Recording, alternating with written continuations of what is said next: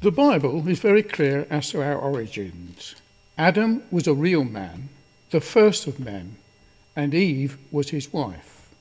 They were created by God and placed in the garden called Eden. This is the plain, literal, straightforward reading of the Bible and the book of Genesis. And from the chronology of the Bible, this took place not very long ago, possibly 6,000 years ago.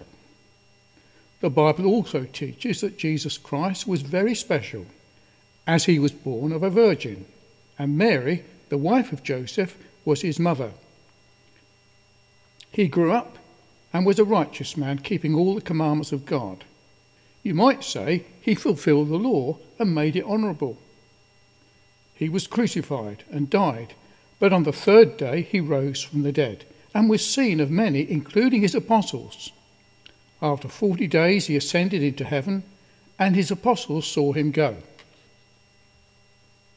To the modern, unconverted man and the so-called scientific man, these things are unbelievable, and to hold such beliefs goes against the so-called scientific and natural way of thinking.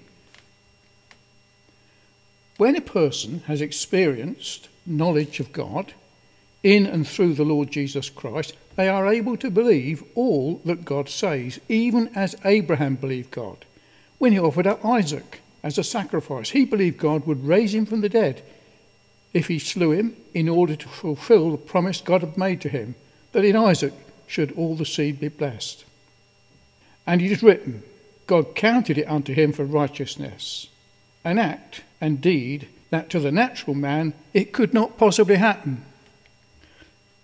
So with the creation of Adam, and the life and death and resurrection of Christ, all impossible things to the natural man. Without faith, they cannot believe.